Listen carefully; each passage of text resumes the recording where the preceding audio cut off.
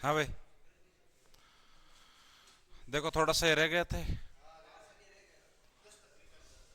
ये पहले पूरा कर लेते हैं, उसके बाद एक नया टॉपिक है छोटा सा, वो कंप्लीट करेंगे। देखो इधर, ये तो पढ़ ही लिए थे। एक बार शाम देखो, लास्ट में यही छोड़ा था ना पढ़ने। एक बार वापस देखिए। चिल्का झील भारत की सबसे बड़ी झील है, जो कि एक खारे पानी की झील है और एक लेगून झील है। उसके बाद लेगून झील के दो उदाहरण और देखे थे अपन ने, पुलिकट और कोलेरू। पुलिकट और कोलेरू। इसके अंदर पुलिकट में याद ये रखना कि ये दो राज्यों की बाउंड्री पे है, आंध्र प्रदेश और तमिलनाडु। ये सीधा ही सीधा ऑप्शन आ जाए आंध्र प्रदेश तमिलनाडु, तो आपको ये करना है। अदरवाइज किसी एक स्टेट को ही ऑप्शन में डाला जाए तो आपको जवाब क्या करना है, आंध्र प्रदेश करना है। कोलेरू झील ये भी आंध्र प्रदेश में है और ये भी एक लेगून झील है। लेगून झील है।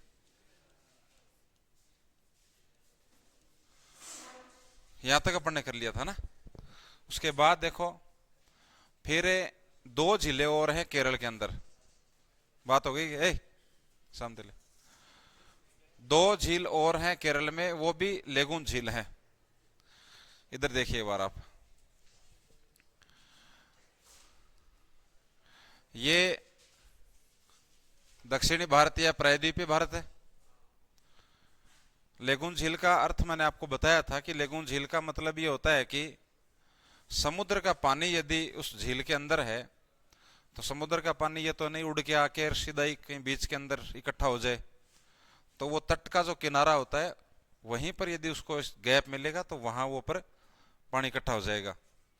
जैसे उदाहरण के लिए यहाँ पर ओडिशा के अंदर जो ये झील है, तटीय किनारे पे, इस झील का नाम है चिल्का झील। चिल्का झील। इसके नीचे आप आओगे तो पहले आंध्र प्रदेश में ऊपर झील है, उसका नाम है कोलेरू झील। क्या नाम है, कोलेरू झील। ये सिर्फ और सिर्फ आंध्र प्रदेश में है, जबकि यह आपकी ओडिशा में है। ये आंध्र प्रदेश से नीचे जो राज्य पड़ता है वो राज्य कौन सा है, तमिलनाडु है। तो फिर नीचे इन दोनों की बाउंड्री पे, इन दोनों की बाउंड्री पे जो झील है उसका नाम क्या है, पुलिकट झील है। उसका नाम क्या है, पुलिकट झील है।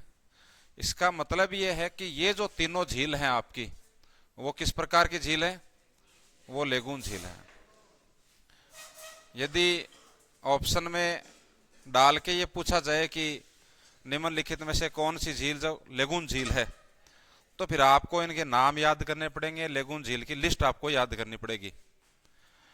उसके बाद में इधर जाओगे आप, ये तो आपका कौन सा तट हो गया, पूर्वी तट। इधर वाला तट कौन सा है, पश्चिमी तट। पूर्वी तट को हमने दो भागों में बांटा था जब तटीय मैदान पड़ा था, उस दो भागों के नाम क्या थे। प्रश्न मेरा यह है कि ये पूर्वी तट है, इस पूर्वी तटीय मैदान को दो भागों में डिवाइड किया था। कितने भागों में, दो भागों में। ये दोनों भाग कौन से हैं, बता चेनाराम, कहां बैठा हो है। अरे याद किया करो इनको, पीछे वाले को। उत्तरी सरकार तट और कोरोमंडल तट। उत्तरी सरकार तट और दूसरा कौन सा था, कोरोमंडल तट। अरे अंदर वाला तो कुछ याद रहे ना रहे, कम से कम मोटी मोटी चीज तो याद रहे आपके। अब ये तो याद रहे ना रहे कि उत्तरी सरकार तट है कहाँ, किस किस के बीच में फैला हुआ है, कोरोमंडल तट है उसका विस्तार क्या है। इतना तो याद रहे कि पूर्वी तटीय मैदान में दो तट, एक उत्तरी सरकार तट जो उत्तर की साइड है और दक्षिण की साइड है वो कोरोमंडल तट है। क्योंकि प्रश्न जब आएगा, मैंने आपको 5 भाग बताए थे, वापिस मैं बता रहा हूं। इधर देखिए आप, ये जो पूर्वी तटीय मैदान है, एक तो ये पूर्वी तटीय मैदान है, इसको दो भागों में डिवाइड किया था। उसके बाद पश्चिमी तटीय मैदान को भी दो भागों में डिवाइड किया था। इधर है आपका पश्चिमी, भाई पश्चिम में है ना, तो पश्चिमी तटीय मैदान, और इसको भी तीन भागों में डिवाइड किया था। वो तीन भाग ऊपरी ऊपर कौन सा है? कोंकण तट। कौन सा है? दूसरा है कन्नड़ तट, या इसी का दूसरा नाम है कर्नाटक तट, कर्नाटक तट। और तीसरा है मालाबार तट, मालाबार तट। 5 ही नाम है। मतलब आप पूरे भौतिक प्रदेश को, पूरे भौतिक प्रदेश जिसका नाम है तटीय मैदान है, उसको पूरे भौतिक प्रदेश को आप पढ़ो तो उसके अंदर 5 ये नाम है जो याद करने। अब क्वेश्चन ये है कि प्रश्न कैसे बने पूछने वाला। तो वो क्वेश्चन ये बनाए कि निम्नलिखित में से कौन सा भाग पश्चिमी तटीय मैदान का हिस्सा नहीं है। तो 3 ऑप्शन तो उसको मिल ही रहे हैं ना। चौथा ऑप्शन देगा ना एक, वो इनमें से देगा, तो फिर आपका वो जवाब होगा। वापिस मैं रिपीट कर रहा हूं। फिर वही बात है कि कोंकण तट कहां से कहां तक है, कन्नड़ तट कहां से कहां तक है, मालाबार तट कहां से कहां तक है। वो याद करने से पहले ये चीज तो याद करो कि इसके अंदर ये 3 भाग है। वापिस मैं रिपीट कर रहा हूं। पश्चिमी तटीय मैदान के 3 भाग हैं। एक तो आपका कोंकण तट, कन्नड़ तट और मालाबार तट। उसके बाद में पूर्वी तट को आप 2 भागों में डिवाइड करते हो। उत्तर की साइड उत्तरी सरकार तट और दक्षिण की साइड कोरोमंडल तट। याद रह जाएगा। अब देखिए, बात अपन अभी क्या कर रहे थे कि ये जो झील है, क्या हो गई?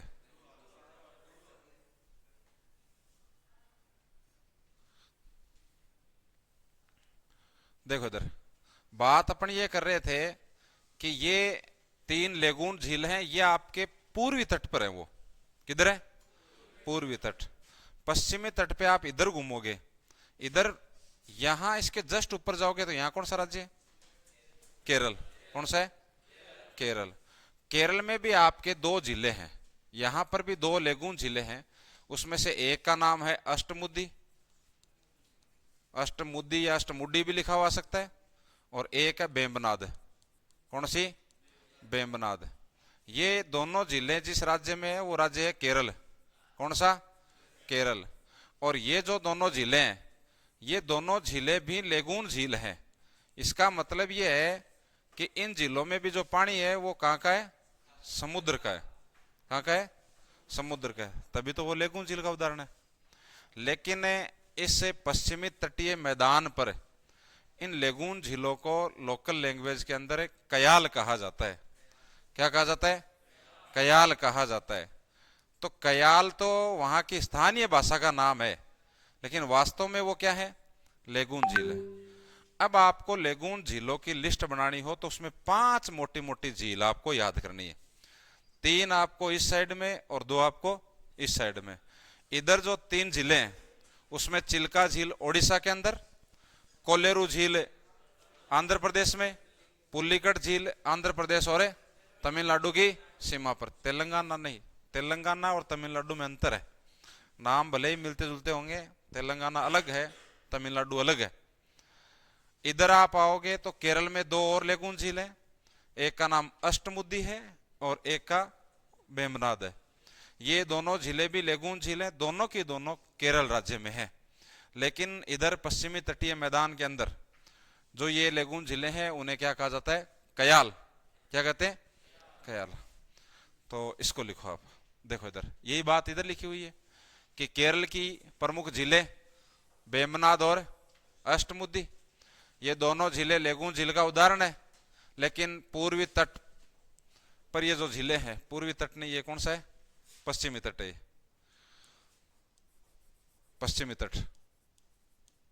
लेकिन क्यों रे?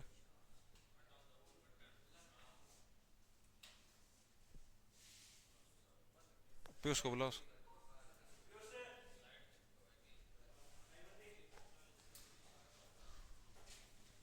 लिखो, मैं लिखो, लिखो। वो 3 तो लिख लेना। लिखो केरल की प्रमुख जिले, केरल की प्रमुख जिले, एक नंबर पे लिखो अष्टमुदी, अष्टमुदी झील। 2 नंबर पे लिखिए बेमनाथ झील, बेमनाथ झील।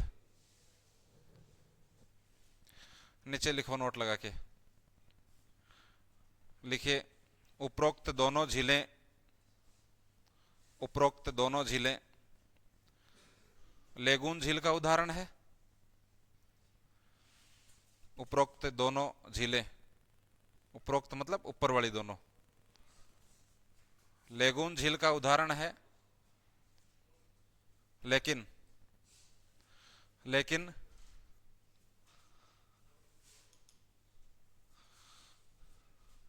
लेकिन पश्चिमी तट पर इन झीलों को, पश्चिमी तट पर इन झीलों को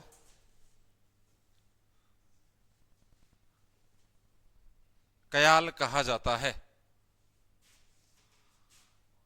कयाल कहा जाता है। कयाल, कयाल, कयाल कहा जाता है।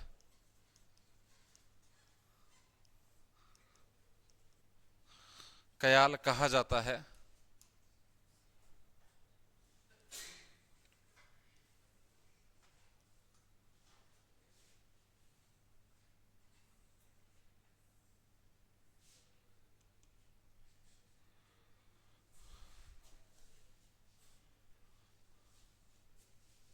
ठीक है, चला लिया, बंद हो गया था बीच में। चलो इधर, फिर देखो, फिर उसके बाद में एक झील और है केरल में और उसका नाम है पेरियार। देखो मैंने पहले भी आपको बताया कि पेरियार शब्द आ जाए ना आपके, एक शब्द क्या है पेरियार, पेरियार, पेरियार को रट लेना। पेरियार जैसे शब्द आए तो आपको क्या करना है, केरल। कैसे कि पेरियार नाम से क्या क्या चीजें हैं। पेरियार नाम से एक तो नदी है ना, जो कि केरल की प्रमुख नदी है। एक अभी हमने पढ़ा है वो क्या है, झील है। और एक आगे और पढ़ोगे एक टॉपिक आएगा राष्ट्रीय उद्यान, राष्ट्रीय उद्यान, राष्ट्रीय उद्यान। ये तीनों चीज मतलब पेरियार नदी, पेरियार झील और पेरियार राष्ट्रीय उद्यान, ये सब कहां पर है, केरल में। दूसरी बात ये कि ये जो पेरियार झील है ना, वो लेगून झील में नहीं है। इसका मतलब वो झील अंदर की ओर है, वो मीठे पानी की झील है, ना कि वो एक लेगून झील है। तो इधर 2 झीलें लिखी, उसमें 3 नंबर लगा के लिखिए पेरियार झील, पेरियार झील। इतना ही लिख लेना, मीठे पानी की झील, मीठे पानी की झील, मीठे पानी की झील।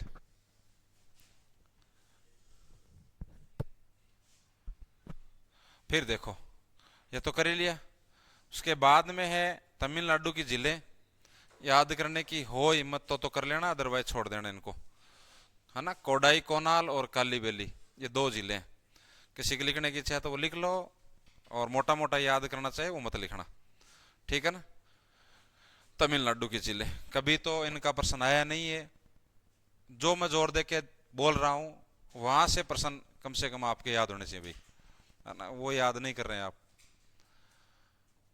आगे देखो,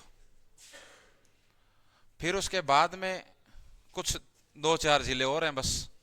इसमें कर्नाटक की एक झील है बेलुंदर झील, चाहो तो इसको आप छोड़ देना, लेकिन ये झील याद करनी है।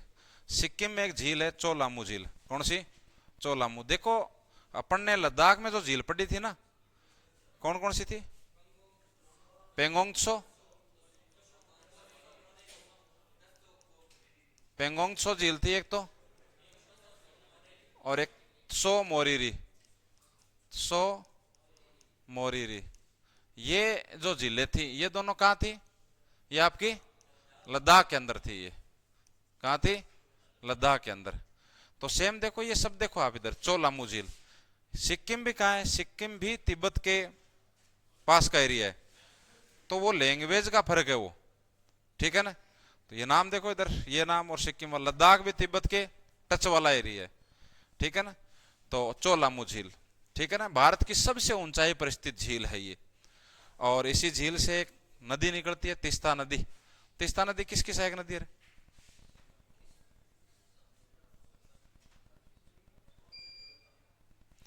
कुछ भी नहीं पढ़ते रहे, कुछ भी। तीस्ता नदी किसकी सहायक नदी है? नहीं तो बताए तो।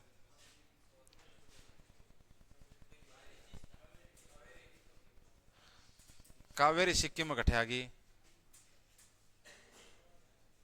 अरे आइडियो लगा लो महानुभाव। सिक्किम कहाँ है? सिक्किम कहाँ है? सिक्किम है वहां कावेरी नदी कहाँ? कावेरी तो बिल्कुल दक्षिण में। ब्रह्मपुत्र नदी की सहायक नदी है।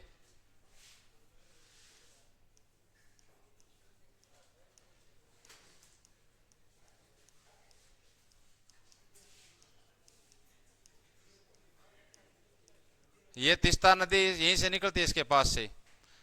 ये इंपॉर्टेंट है, ये इंपॉर्टेंट है। इस झील का नाम है लोकटक झील। कौन सी? लोकटक झील। देखो इधर देखो आप, मैं पूछूंगा लास्ट में इनको, बातें कितनी कर लो तुम।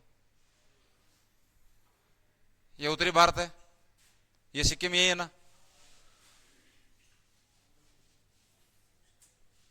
ये भारत कौन सा कहलाता है? पूर्वोत्तर भारत। कौन सा? ये पूर्वोत्तर भारत है। ये पूर्वोत्तर भारत का मतलब क्या है? पूर्व उत्तर, यानी भारत के उत्तर पूर्व में स्थित वो पूर्वोत्तर भारत है। वो 7 सिस्टर्स पढ़ते हो आप? 7 बहनें, जिसमें 7 राज्य हैं। उसमें सिक्किम शामिल नहीं है, उसमें पश्चिम बंगाल शामिल नहीं है, बाकी के 7 हैं। क्योंकि अपने दिमाग में थोड़ा सा ये रहता है कि इधर ही सिक्किम है, इधर ही पश्चिम बंगाल है। वो क्वेश्चन दे दे कि निम्नलिखित में से कौन सा राज्य है 7 बहनों में शामिल नहीं है, तो वो केरल नहीं देगा, वो उसके आसपास का देगा वो देने वाला। तो और आपके भाग ही खोलने हो अगले को, तो फिर हो सकता है कि वो बिहार ही दे दे, है ना भाई। कि दूर है ये छांट लोगे आप? नहीं, बिहार तो टच नहीं है, राजस्थान दे दे, है ना। तो ये जो झील है ना, लोकटक झील, लोकटक झील पूर्वोत्तर भारत की सबसे बड़ी झील है। ये लोकटक झील है कहां पे? ये मणिपुर में। ये इस पूर्वोत्तर भारत की सबसे बड़ी झील है। ये पूर्वोत्तर भारत की सबसे बड़ी झील। और एक इसके अंदर और खास बात यह है कि इस झील के अंदर एक अभयारण्य है जिसका नाम है केबुल लामजाओ। गुलाब जामुन कौन सा बोल रहे? केबुल लामजाओ राष्ट्रीय उद्यान। और ये आप जब राष्ट्रीय उद्यान पढ़ोगे ना आगे, तो वहां पढ़ोगे कि केबुल लामजाओ राष्ट्रीय उद्यान भारत का एकमात्र तैरता हुआ राष्ट्रीय उद्यान है। इसमें अपन क्या पढ़ते हैं? भारत का एकमात्र तैरता हुआ राष्ट्रीय उद्यान। तो तैर रह गए, तो फिर हैं झील के बीच। देखो राष्ट्रीय उद्यान किसको कहते हैं? राष्ट्रीय उद्यान किसको कहते हैं? जीव जंतु सर्च किए जाते हैं। संरक्षण। वन, 2 शब्द हैं, वन और वन्य जीव। वन और वन तो जानते हो, पेड़ पौधे, जंगल। और इन जंगलों में रहने वाले जीव क्या कहलाते हैं? जिस क्षेत्र के अंदर वन और वन्य जीवों का संरक्षण किया जाए, मतलब उनको बचाने के लिए काम किया जाए, तो वो एक जो क्षेत्र होता है ना, एक बाउंड्री के अंदर। ताल छापर अभयारण्य अपने पास में भाई, अपने तो नजदीक तो ये है। ताल छापर देखा? किस किसने देखा ताल छापर? ताल छापर अभयारण्य किस किसने देखा है? इतना देखा है? देखना कभी टाइम मिले ना, जाओ ना, पास ही इधर। डूंगर बालाजी कौन कौन गए?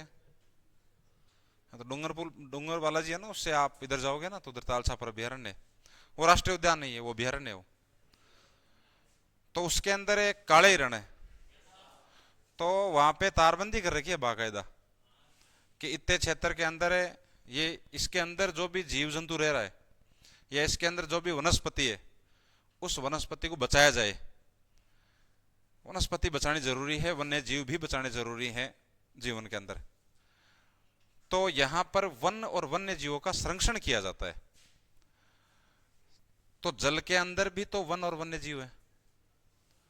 तो जो जलीय जीव है, इससे लोकटक झील के अंदर या वहां पर जो भी वनस्पति है, घास वगैरह, उनका संरक्षण किया जा रहा है इसके अंदर। इसलिए वो उसे झील के अंदर है वो, इसलिए हम उसको क्या बोलते हैं, तैरता हुआ राष्ट्रीय उद्यान। तो सुनो वापिस, आपको लोकटक झील याद करनी है अच्छी तरीके से। उसमें क्या क्या पॉइंट याद रखना है? पहला पॉइंट कि मणिपुर में है, ये कहां है? मणिपुर में।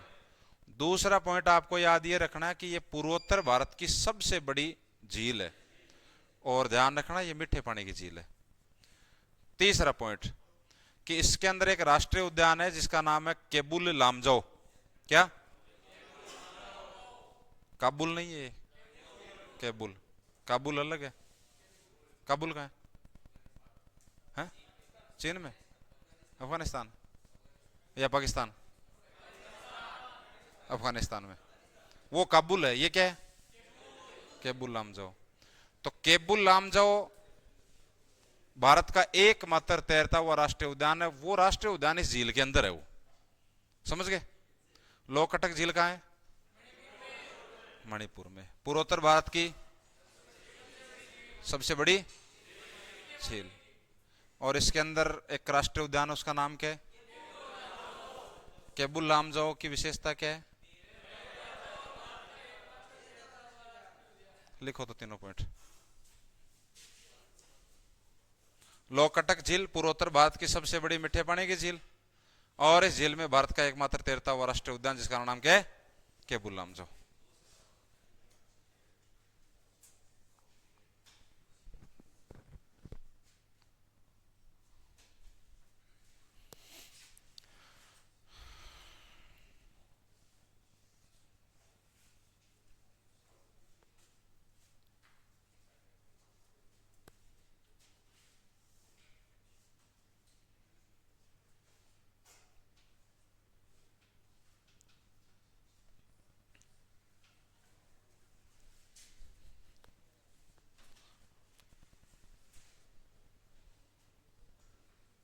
पीछे मत देख।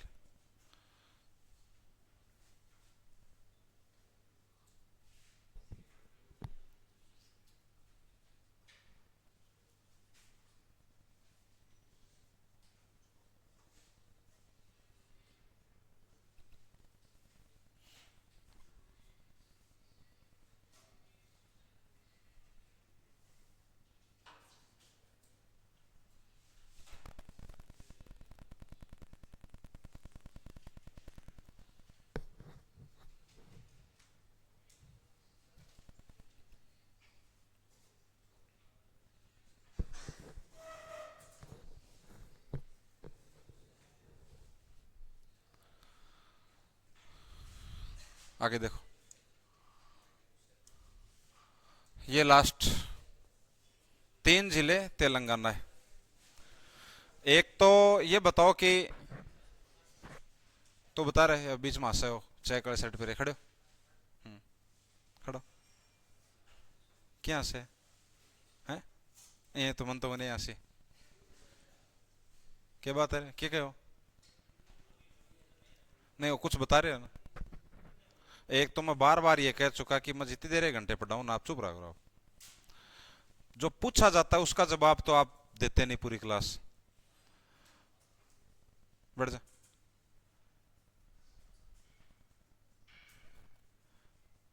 कौन बताएगा कि तेलंगाना राज्य किस राज्य से अलग हुआ? हाथ ऊपर करना।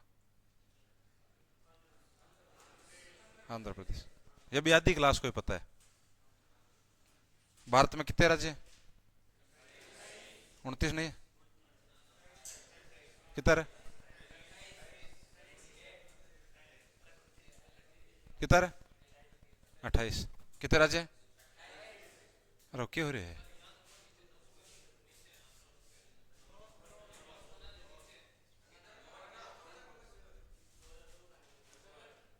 हाँ, भारत में कितने राज्य हैं? 28 कितने हैं? 28। एक प्रश्न और पूछ रहा हूं मैं।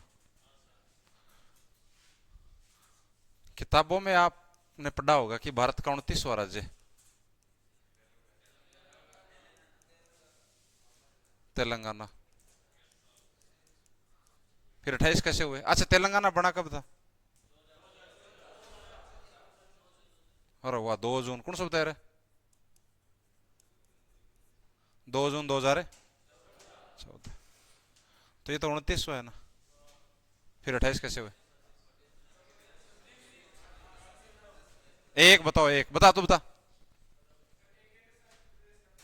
हाँ, क्योंकि जम्मू कश्मीर एक राज्य हुआ करता था, वहां 2019 में जम्मू कश्मीर से राज्य का जो स्टेटस था वो तो हटा दिया, और स्टेटस किसका दे दिया? 2 केंद्र शासित प्रदेश बन गए, जम्मू कश्मीर और लद्दाख। जम्मू कश्मीर राजधानी कहाँ है? श्रीनगर। पक्का? तू बता। 2 राजधानी है, कितनी? जम्मू और श्रीनगर। कितनी है? कितनी है? हैं? लेब ले ले तो लद्दाख की है ना।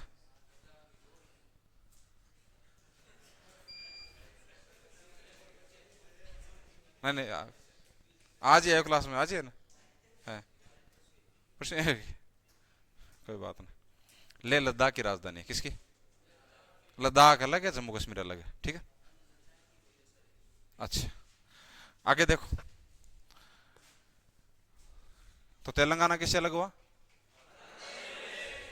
ये छोटी छोटी चीज याद कर लो आप, तो बस आप तो इतनी याद कर लो। ये मस्त मस्त शुरू में आया था ना, शुरू में तो मैं बहुत गहरा पढ़ाने लग गया था, बाद में धीरे धीरे समझ में आया कि कोई मतलब नहीं उसका, है ना। आपको तो राज्य राजधानी याद कराओ, फलानी चीज कहाँ है, वो कहाँ है, ये इतना ही। हाँ, लेवल मेंटेन करना है ना। तभी तो मैं कटाता हूँ। ये पीछे वाली क्यों कटाई थी मैंने? इसलिए कटाई थी वो। और जिसकी इच्छा है ना वो लिख भी रहा है। मैंने तमिलनाडु की झीलें कटाई, किस किसने लिखी? इन्होंने लिखी। इन, हाँ, बढ़िया बात है, इन्होंने लिखी। याद करने की कैपेसिटी है इनकी, है ना। अब देखो इधर, यहाँ 3 जिले, नागार्जुन सागर झील इंपॉर्टेंट है, क्योंकि नागार्जुन सागर से परियोजना भी चलती है, हुसैन सागर, निजाम सागर, ठीक है ना। ये तीनों जिले कहाँ है? तेलंगाना में। नागार्जुन सागर, कौन सी? नागार्जुन सागर, हुसैन सागर और निजाम सागर। और लास्ट में है असम। पूछा हुआ प्रश्न है चंपनाला। चंपनाला असम में कौन सी है? चंपनाला। अरे पूर्वोत्तर भारत में ये तो 3 जिले पढ़ी है पढ़ने। चोलामू, चोलामू कहाँ है? चोलामू झील कहाँ है?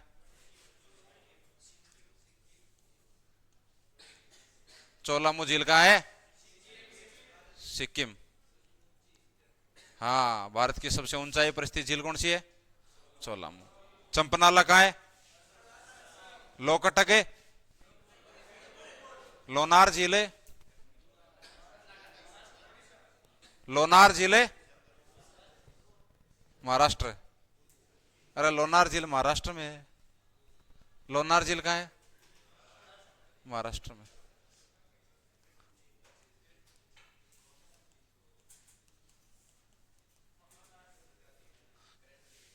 करेक्टर झील का उदाहरण है, किसका? करेक्टर झील का उदाहरण है। जयसमंद झील कहाँ है? राजस्थान में। जयसमंद झील कहाँ है?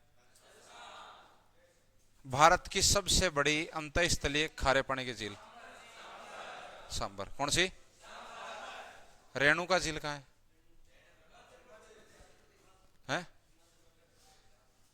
लगभग डाउन हो गया, हो गया ना।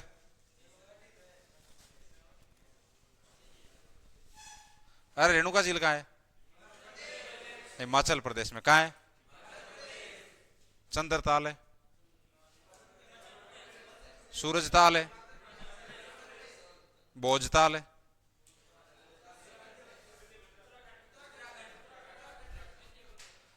फिर सोच लो, भोजताल कहाँ है? उत्तराखंड। भोजताल मध्य प्रदेश में है। किस है? बाकी के ताल कहाँ है? उत्तराखंड में। तीन ताल छांटने, सूरज ताल और चंद्र ताल, भोजताल। ओके, जिले याद करनी है पूरी। फिर देखो, फिर उसके बाद अपना एक टॉपिक है छोटा सा, इनसे मिलता जुलता ही, और उसका नाम है, हेडिंग डाल लो, नहीं, भारत की सिंचाई परियोजनाएं तथा बहुउद्देशीय परियोजनाएं।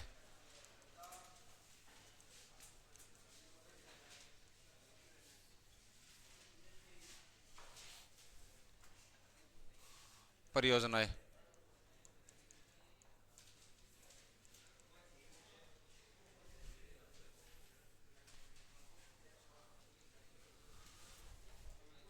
सुनो भाई, दो शब्द है, कितने? एक शब्द तो क्या है? सिंचाई परियोजना। क्या है? और दूसरा शब्द क्या है? बहुउद्देशीय परियोजना। सिंचाई परियोजना का मतलब क्या होता है कि जिस परियोजना के माध्यम से सिंचाई करें अपन। सिंचाई के साधन कौन कौन से होते हैं?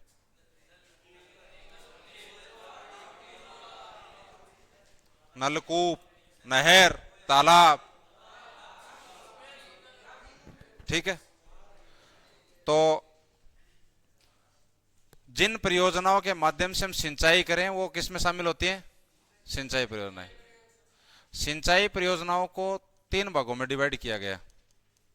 बस इतना याद करना है, ये तीन भाग कौन कौन से हैं। इसमें पहला है वृहद सिंचाई परियोजना। वृहद सिंचाई परियोजना, उसके बाद में एक है मध्यम सिंचाई परियोजना,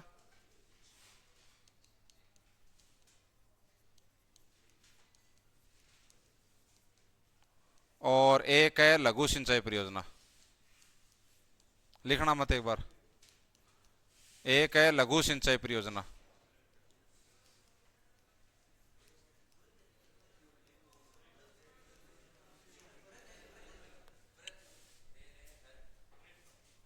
कौन रुको तो? तीन है, कितनी? वृहद, मध्यम और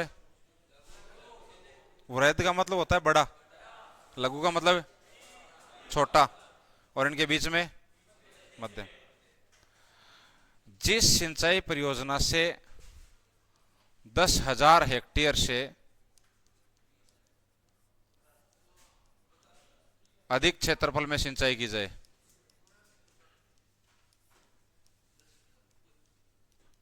वो परियोजना कहलाएगी वृहद। कौन सी? यानी वह सिंचाई परियोजना जिसके माध्यम से, मतलब एक परियोजना है कोई पर्टिकुलर, और उस परियोजना का जो पानी है वो अपन 10,000 हेक्टेयर से, अब 10,000 से ज्यादा कितना भी हो सकता है, वो 20,000 हो, 50,000 हो, 2 लाख हो, 5 लाख हो, 10 लाख हो, वो सब किस में आएंगी? वृहद सिंचाई परियोजना में। किसमें? वृहद सिंचाई परियोजना में। उसके बाद है मध्यम सिंचाई परियोजना। वह सिंचाई परियोजना जिससे 2,000 से 10,000 हेक्टेयर तक के क्षेत्रफल में सिंचाई की जाए, वो क्या कहलाएगी? मध्यम। और इनसे फिर कम है, 2,000 हेक्टेयर से कम क्षेत्रफल में यदि सिंचाई की जाती है तो वो क्या कहलाएगी? लघु सिंचाई परियोजना। पहला लिखो वृहद सिंचाई परियोजना। वृहद सिंचाई परियोजना, वह सिंचाई परियोजना, वृहद सिंचाई परियोजना, डैश लगा के लिखिए, वह सिंचाई परियोजना, वह सिंचाई परियोजना जिसके माध्यम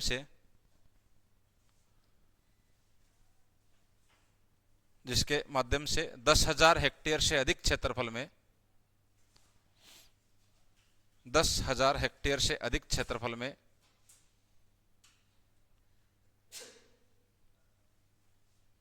सिंचाई की जाए। 1 हेक्टेयर में 10,000 वर्ग मीटर होता है, तो उस हिसाब से निकाल लेना। 1 हेक्टेयर में 10,000 वर्ग मीटर होता है। नेक्स्ट लिखो, मध्यम सिंचाई परियोजना। मध्यम सिंचाई परियोजना वह परियोजना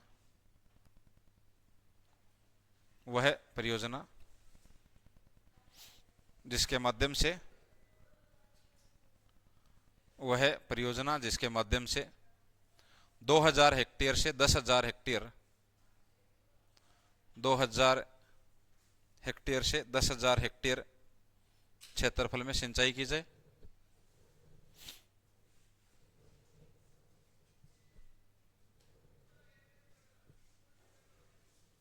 थर्ड लिखो, लघु सिंचाई परियोजना।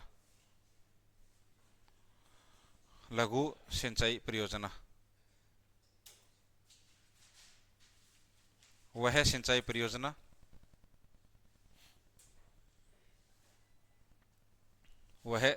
परियोजना जिसके माध्यम से 2000 हेक्टेयर से कम क्षेत्रफल में सिंचाई की जाए। जिसके माध्यम से 2000 हेक्टेयर से कम क्षेत्रफल में सिंचाई की जाए।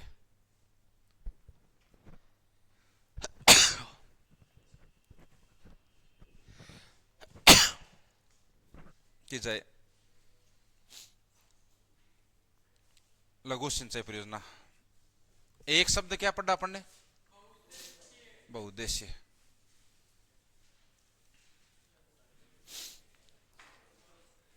बहुउद्देशीय परियोजना। देखो इससे नाम से दिख रहा है, एक से अधिक उद्देश्य, मतलब ऐसी सिंचाई परियोजना जिसके माध्यम से एक से अधिक उद्देश्यों की प्राप्ति हो, वो क्या कहलाती है? बहुउद्देशीय। मैं सिर्फ बात किसकी कर रहा हूं? अभी सिंचाई परियोजना की बात की थी अपन ने, अब शब्द क्या है? बहुउद्देशीय सिंचाई परियोजना, या सॉरी बहुउद्देशीय परियोजना। बहुउद्देशीय परियोजना, और बहुउद्देशीय परियोजना का मतलब है एक से अधिक उद्देश्यों की प्राप्ति हो। उद्देश्यों की प्राप्ति हो। जैसे एक ही सिंचाई परियोजना में मान लो कि अपने को पीने का पानी भी मिले, यानी पेयजल। नहाने को, देखिए बताओ, नहाने को अलग, फिर लिख दे रोटी बनाने को।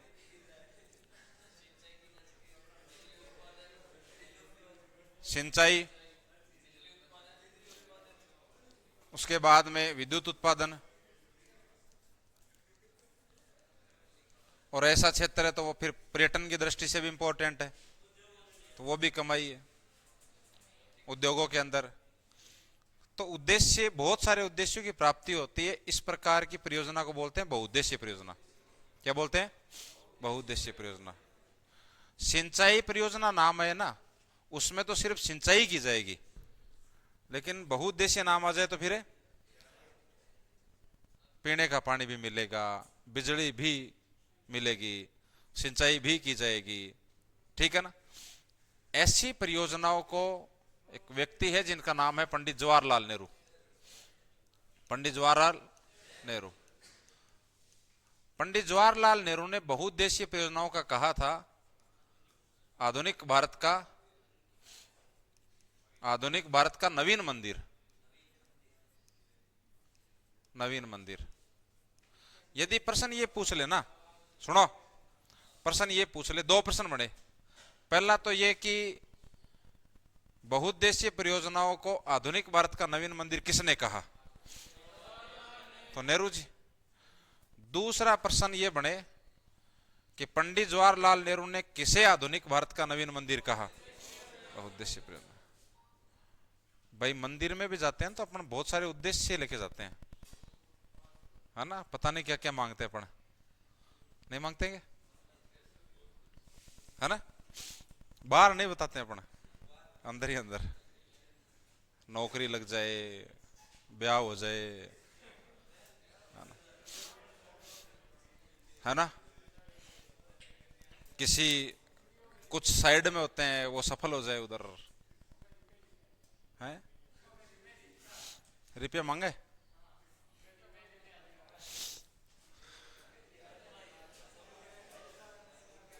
नौकरी भाई, नौकरी मांगते हो ना, मेन चीज तो ये है ना।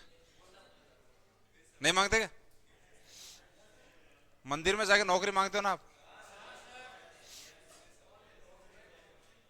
पैदल यात्रा करते हैं अपन, वो तो नौकरी लगते बाद में ऑटोमेटिक हो जाता है आगे वाला तो काम।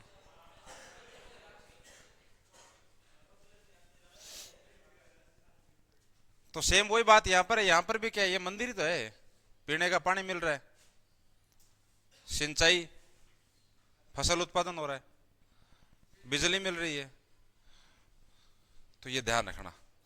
एक जैसे मैंने पीछे ये लिखाया था, मैं पूछूं वही बताएगा। पंडित जवाहरलाल नेहरू ने एक शब्द और बोला था, चमत्कारित विराट वस्तु।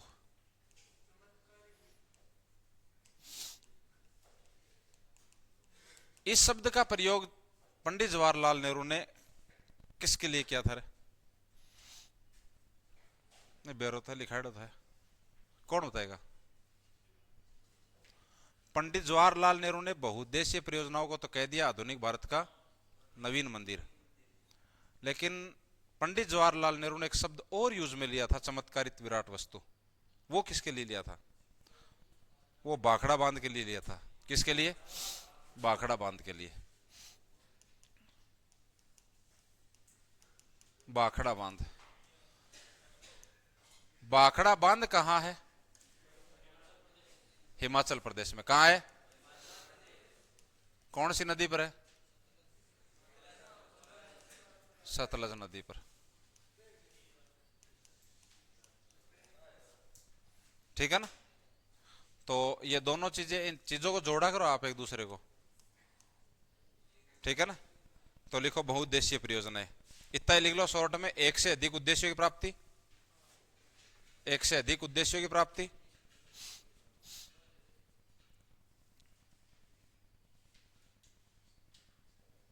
जैसे सिंचाई, पेयजल, विद्युत, विद्युत, हाँ तो लिख ले, उद्योग भी लिख ले। नीचे लिखो, लिखे पंडित जवाहरलाल नेहरू ने, पंडित जवाहरलाल नेहरू ने बहुउद्देशीय परियोजनाओं को, बहुउद्देशीय परियोजनाओं को आधुनिक भारत का नवीन मंदिर कहा है। आधुनिक भारत का नवीन मंदिर कहा है।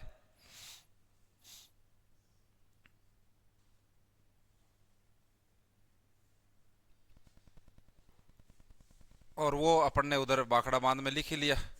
अब आपके याद है नहीं है वो एक अलग बात है। उसके बाद देखो, फिर बाद में अपने एक एक परियोजनाओं को पढ़े। अब परियोजनाओं को, बंदों को और इनको एक साथ इसलिए पढ़ते हैं, नदियों को और इनको, कि ये एक दूसरे से जुड़ी हुई है। भाई नदी है, नदी बह रही है, उस नदी के ऊपर हमने बांध बना दिया, मतलब पानी रोक दिया। देखो बांध का अर्थ ही मतलब ये होता है पानी को बांधना, है ना। और पानी को अपन क्यों रोकते हैं? भाई इसका उपयोग करें अपन कोई ना कोई, तो ये सब उपयोग हो सकते हैं।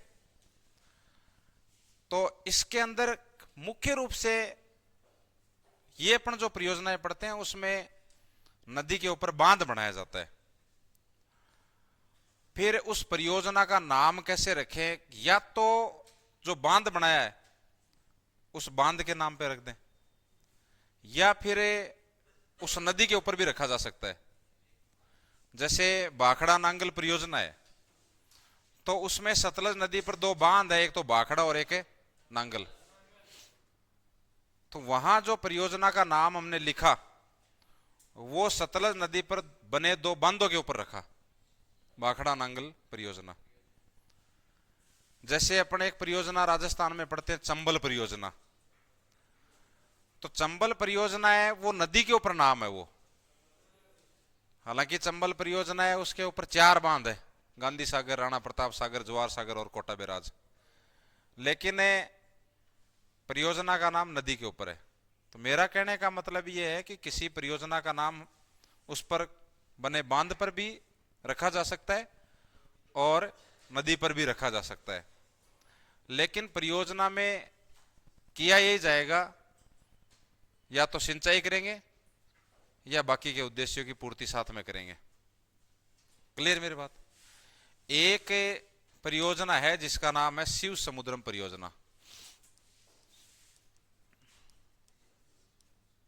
शिव समुद्रम है परियोजना, और ये जो परियोजना है ये तमिलनाडु में है। ये कहाँ है? तमिलनाडु में। और जिस नदी पे है उस नदी का नाम है कावेरी। कावेरी नदी पर। तो एक तो थोड़ा सा सोच समझ के बोला करो। थोड़ी देर पहले मैंने सिक्किम पूछा, कावेरी नदी नाम लिया। इसका मतलब ये है कि हाँ, हो सकता है कि आपके नदी इधर हो जाए। भाई ब्रह्मपुत्र नदी, गंगा नदी दोनों आपस में मिलती हैं आगे जाकर, तो आप ब्रह्मपुत्र की जगह गंगा नदी बोल तो वहां तक तो चल जाए, लेकिन कहाँ कावेरी, कहाँ ब्रह्मपुत्र है, कहाँ तमिलनाडु, कहाँ सिक्किम? सोचो एक बार, थोड़ा सा पढ़ा करो। तो ये परियोजना है, ये भारत की प्रथम परियोजना है। ये भारत की प्रथम बहुउद्देशीय परियोजना।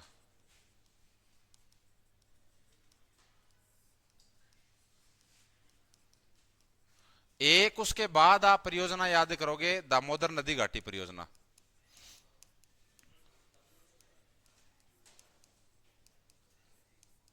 दामोदर नदी घाटी परियोजना, ये दामोदर नदी के ऊपर है। ये कहां है? दामोदर नदी पर। अब इसके ऊपर 4-5 बांध बने हुए हैं, वो सब याद नहीं करने, बोकारो, तिलैया, मैथान, अपने इतनी याद रह जाए ना कि दामोदर नदी घाटी परियोजना है एक। ये दामोदर नदी के ऊपर है, और ये 2 राज्यों की संयुक्त परियोजना है, एक पश्चिमी बंगाल और एक झारखंड। क्योंकि ये नदी यहीं बहती है, ये वह झारखंड की संयुक्त परियोजना। देखो एक शब्द में और बताता हूं आपको, हालांकि ये कुछ कुछ में लिखेंगे अपन, सब में नहीं लिखेंगे। संयुक्त का मतलब ये होता है, जैसे इधर लिखा पश्चिमी बंगाल और झारखंड, इसका मतलब ये है कि जिन राज्यों की वो संयुक्त परियोजना है ना, जब उस परियोजना का निर्माण किया जाएगा तो उसमें वो ही तो खर्चा वहन करेंगे, और जिस अनुपात में वो खर्चा वहन करेंगे उसी अनुपात में उनको फायदा मिलेगा। जैसे उदाहरण के लिए अपने चंबल परियोजना है, वो राजस्थान और मध्य प्रदेश की संयुक्त परियोजना है, उसमें दोनों की हिस्सेदारी 50-50। इसका मतलब ये कि जो पैसा लगा उस टाइम, तो दोनों ने आधा आधा दिया, तो आज उनको फायदा भी आधा आधा हो रहा है। तो ये पश्चिमी बंगाल और झारखंड की संयुक्त परियोजना है। इसका मतलब है जो लागत आई वो इन दोनों ने वहन की, और अब फायदा भी ये दोनों ले रहे हैं। इसमें इंपॉर्टेंट लाइन जो याद रखनी है वो ये रखनी है कि यह स्वतंत्र भारत की प्रथम नदी घाटी परियोजना है। नदी घाटी परियोजना है, 1948 में निर्मित की गई थी। ये 1902 की है। सुनो, इस दोनों में फर्क है। इधर लिखा है स्वतंत्र भारत की। स्वतंत्र भारत का मतलब है कि देश आजाद होने के बाद पहली परियोजना कौन सी थी, तो वो है दामोदर नदी घाटी परियोजना। और ओवरऑल जो पहली है वो कौन सी है? शिव समुद्रम। कौन सी है? शिव समुद्रम। 2 परियोजनाएं, दोनों में लैंग्वेज में फर्क है थोड़ा सा। एक पहली है ओवरऑल सब में, और एक स्वतंत्र भारत की पहली है, मतलब देश आजाद होने के बाद की पहली है। ठीक है ना? तो ये दोनों आपको याद रखनी है। उसके बाद में फिर एक परियोजना और है, वो सबसे बड़ी है, तो इसलिए याद रखना है। टाइम मुझे पता, टाइम हो रहा है। देखो इधर एक परियोजना है भाखड़ा नांगले बहुउद्देशीय परियोजना।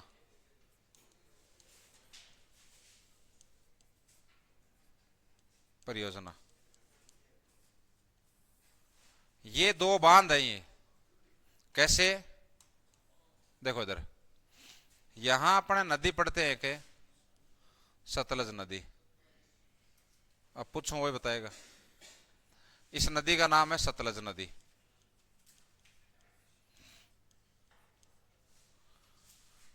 क्या है? सतलज नदी। कहां से निकलती है सतलज नदी? है? कौन बोल रहा? तू बता रहा? नहीं हो? क्यों?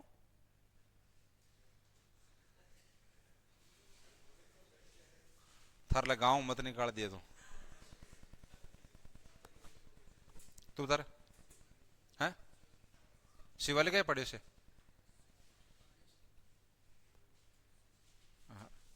पीछे पीछे वो बटन खोले बैठे होने। क्या नाम है? गोपाल, बता गोपाल। पता नहीं बटन कहाँ खोल रहा है? कोट है तो विकास बताएगा। ले और पूछ मन कहीं बतावांगे। हाँ, अरे राक्षस ताल से। राक्षस ताल कहाँ है? तिब्बत है। भारत में किस दर्रे से प्रवेश किया? शिपकिला। किसे? शिपकिला। इस पे दो बांध है। एक बांध है जिसका नाम है, बातें मत करो, बाखड़ा बांध, और एक बांध है जिसका नाम है नांगल बांध। नांगल बांध। इसमें देखो, बाखड़ा बांध है ये तो हिमाचल प्रदेश में, और नांगल बांध है पंजाब में। बीच में ये बाउंड्री पे मानो लगभग 13 किलोमीटर का अंतर है दोनों में, बाखड़ा नांगल और नांगल बांध में। ये दोनों बांध यूज में लिए जा रहे हैं, तब इस परियोजना का नाम है बाखड़ा नांगल बहुउद्देशीय परियोजना। और इसमें बात याद, भाई पहला प्रश्न तो ये पूछ लेगा ना कि बाखड़ा नांगल बहुउद्देशीय परियोजना कौन सी नदी पर चलती है? तो सतलज नदी पर। किस पे? सतलज। इसमें एक पॉइंट जो इंपॉर्टेंट है वो ये याद रखना है कि ये भारत की सबसे बड़ी बहुउद्देशीय परियोजना है। यह है भारत की सबसे बड़ी बहुउद्देशीय परियोजना।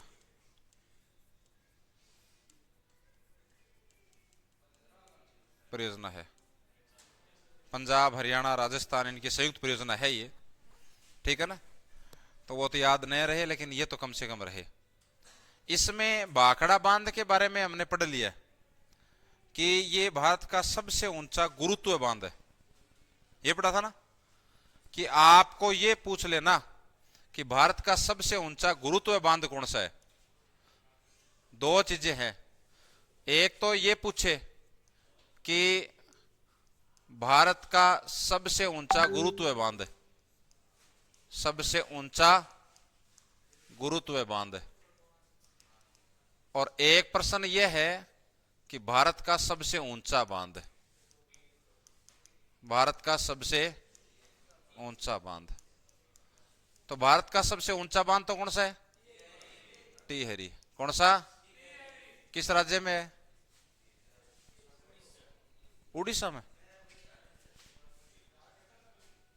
कजाकिस्तान में? राजस्थान में? और बता दो। झारखंड है?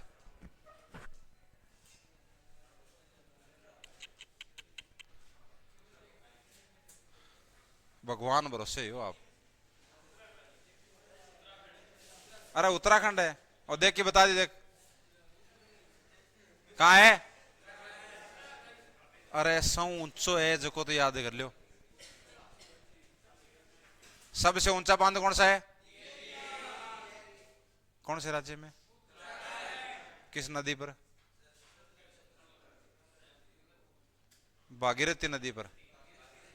किस पर है? भागीरथी नदी पर।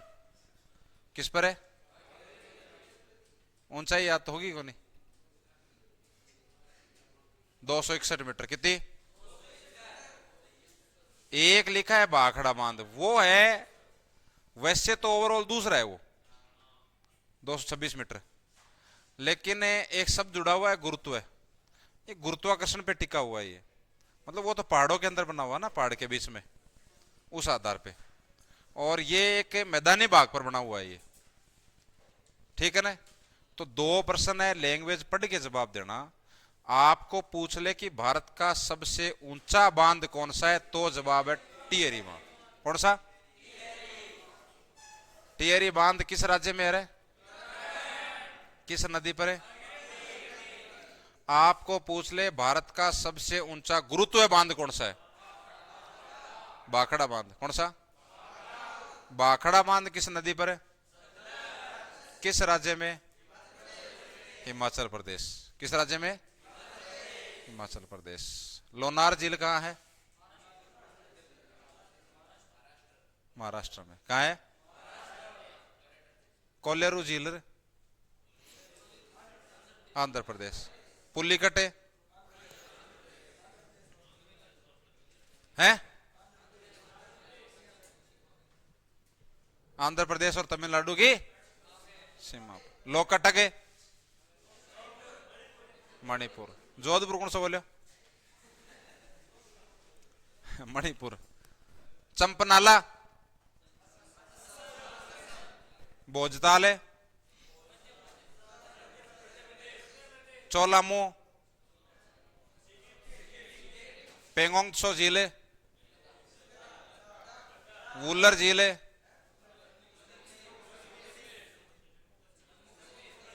रेणुका, चिल्का, एक याद है बस। पेरियार केरल। पेरियार कहां है? केरल है। ये लिखो, ये तीनों लिखो। ये भी लाइन लिख ली, दो बांध लिख लिए, ये बात लिख ली। काल पूछूंगा मैं, जाओ।